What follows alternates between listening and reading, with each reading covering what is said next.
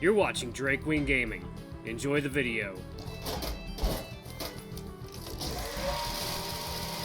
Hey guys and gals, Nary here from Drake Wing Gaming, and some of you on Twitter, the Gaming Dragon. Today I'm coming back at you another Let's Play episode of Love Exalt. So yeah, let's go ahead and jump right back in, shall we? Alarms, and you were up, and let's go. Alright. Dead Ghost snags her arm with a chain and throws her out of the room. She screams as she flies down the hallway. I'm not 30 seconds into my video yet, so F you. All I wanted was to see her break down with anguish over his death. Of course, she has enough composure to pull some shit like this instead. Hey, weird hidden lady. You're still hiding in the wall, right? Tell me something. Did that radio message actually go through? Please tell me the relay takes a few seconds to start transmitting. I'm not sure. I'm still learning. Act 1, Scene 2, the Blackout Guard. Yeah, the weird lady in the wall. What the hell? One second, y'all. I'm gonna pop a drink. So we have another character who is not supposed to be here. Interesting. Why so many important people above this train? After trying for a while to work up the courage to drop through the hole under the bed like the officiary, Suit ultimately chickens out. The height is too much for him. No, blast it all. That pernicious imp ran off on his own. Keep your eyes open for Enki. He straightens his tie and pokes his head out of the upper cabin door, and Kindu pokes her head out too, twitchy and scared. We should get to the front of the train, to the open anteroom between the walkway and the front cabin's fateful threshold. We have no time to spare. Surely the others will be there soon. Sure. Yes, as far as I can tell, the poor thing really is dead. Suit scratches under his familiar's beak with a gentle claw. But don't worry yourself, Enki. You'll shed feathers if you worry too much. We'll see if there's anything to be done about the boy. There may be some way to resuscitate him yet. Enkidu is silent. She watches both ends of the hallway at once, an eye shining with desperate hope on each side of her head. It's time to go. Suit hugs the shadows along the walkway. He tapers the clunk of his footfalls on the steel steps of the spiral staircase by placing each toe down squarely before its heel follows. Soon enough, he hears two voices approaching from behind him, though one is much more faint than the other. He ducks into a cabin and slides the door shut except an inch to peek through. Star and Mom are doing a distant dance along the walkway, like two magnets repelling. They're 15 feet apart from each other, Star walking backwards so she can talk to Mom, who hurries in tow. Slow down, darling. There's no need to panic. Why are you walking so fast? I have to help him. Don't get too far ahead of us, Star. I'm worried about getting close to you, too. Star? How could you say such a thing? I'm sorry. Well, you ought to be. Slow down and keep your pace locked to mine. Actually, just stop.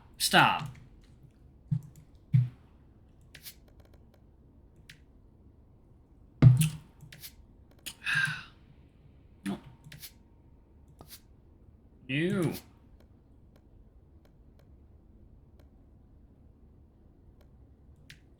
Okay. Okay. Star stops. She casts a dire look over her shoulder as her mother approaches, closer and closer. Mom stops the cabin away from Star, and she leans against the glass of the door, panting. Her eyes are wide. Dead Ghost doesn't show up. See, this doesn't count as being together. I told you and you wouldn't listen to me. Let's test something. I think we can actually stay side by side as long as I keep us separated by my ability. Let's try it. Star takes a few clanking steps backward, then she turns and picks up speed. But before breaking into a run, Star slows down and turns back. You promise we can be side by side again? Suit considers stepping out of his hiding spot. He tenses his tail and prepares to rip open the cabin door and make a grand speech, seizing this perilous situation at once. I promise. I found a real loophole here, hon. I think we have a way to defeat our mini-rule.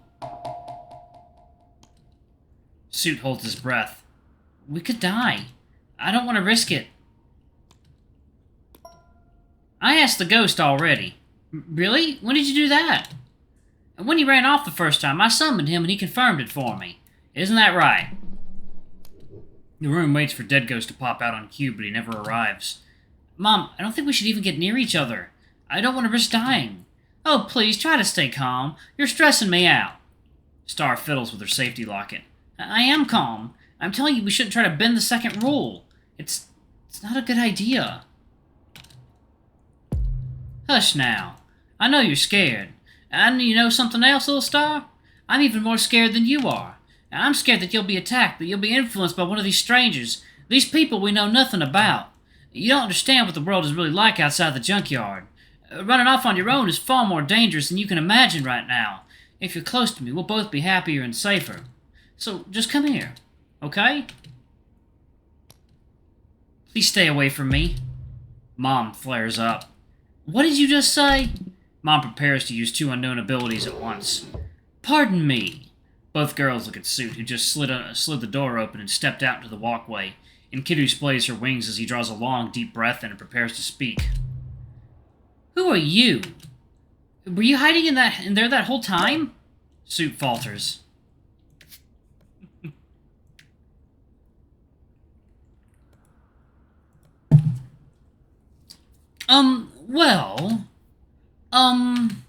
Star takes her chance to get moving down the walkway again. Leave us alone, nerd. Mom follows her. Suit is left standing in the hallway, brow furrowed. He curses under his breath. Inky rubs her beak under his chin to cheer him up. Keep up. What's this shit about a window? What's he gonna do, your friend? What? What? That's funny. I don't know much about non-combat classes, so go easy on me. He's probably going to use Revive. To bring a guy back from the dead? It's just a defibrillator, basically, but yeah. There's no full heal involved in it. Healer ability, Revive. Cast, 3 seconds. Cooldown, 1,814,000 seconds. Channel, 12 stages of 141 seconds each. If you move or take severe physical or emotional damage, the channel is interrupted and must be restarted from the beginning. As the first channels begin, stabilize target person's heartbeat and oxygen levels for 10 minutes. Does not heal any lethal injuries or reverse brain damage. And the window. The window is about 4 minutes. That's how long until permanent brain damage from lack of oxygen. Oh, I think I learned that from the first aid guy. Where was that at? Yeah, in my work. He had a tent down the forest. Real hardy guy. Real nice and warm around his little camp stove, but, Oh, so you work with trees. Fuck, Chef conjures a boiling pot of soup and slings it out into Tank's face, the steam whipping up a curtain around himself so that the only things visible are his blue eyes and the ghost of his limbs in a battle pose. Boiling hot liquid plasters Tank's face and blinds him. Chef follows the momentum of his swing through with the ability Mix. Target, Tank's shoes, the floor. Tank's shoes fuse to the floor, the leather weaving into the studs and bolts in the floor panels. Ah, you fucking... I knew I couldn't trust you.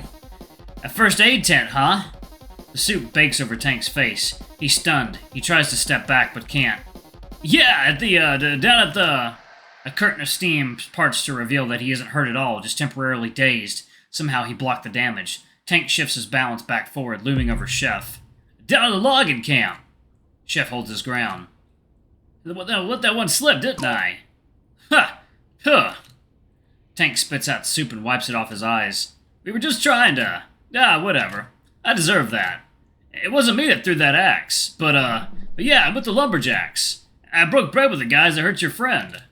I was right there chasing you, too. I followed his blood trail. It was such little tiny drops, you know. I thought it was just a nick or something.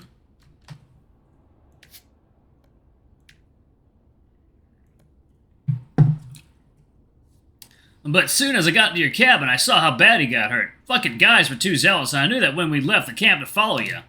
I was ready to start a fucking fight, and I saw the damage, and I changed my mind about hunting you. What we all got caught up in was pretty stupid. So I'm sorry, alright? Fuck. God, my fucking hiking boots. I mean, look at them. It was a bit obvious. Those aren't hiking boots, man. Chef cancels the ability. He doesn't say anything else. Tank looks hurt. He shuffles on ahead. Let me apologize to Heels, too. I'll keep my back to you the whole way. Tank moves on. Chef follows, his gaze screwing into the spot between Tank's shoulder blades. Tank stops and turns his head. Hey, you forgive me or not? It's alright if you don't. You said you didn't throw the axe? Well, nah. I tossed that guy the axe and said get him and shit like that. That's just as bad, yeah, I know. No more of that shit, though. I promise. We're in a different situation now, aren't we? Alright, I'll shut the fuck up. Let's go to the front.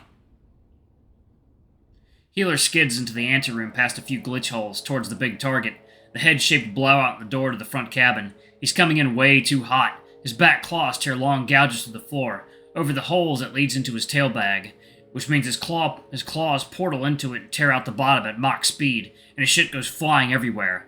On the way here, he was drifting corners on his claws, banging up against walls, but now he stops and everything around him is utterly silent. He tears his eyes off the shadowy walkway and glances around, a few feet away. He sees Pet's corpse. Healer's protective instincts take over, and he's about to pounce, but doubt gongs ominously in the pit of his mind. He stops himself, positioning his back in a corner. Healer uses the ability checkup on Pet from across the room. 1/4 first opinion. Heart 0 BPM. Oxygen 0.7 milliliters of oxygen per gram of hemoglobin, decreasing rapidly. Second diagnosis. Pet has been dead for 65 seconds, and he is unable to attack you. That's enough, Doc. Healer leaps over to Pet and scoops him up with both arms. Healer holds the small, soft corpse. Pet's head wobbles around and his tail is still. You're gonna be okay. Healer prepares to use Revive, but a pair of eyes flash in the hallway behind him. Healer doesn't move. Pet is still warm against his chest. He stares over his shoulder for 2 ticking seconds. The walkway extends far down the train car, pockmarked with thousands of cabin doors. Twisting spiral staircases connect this floor to all the others. It's time to go.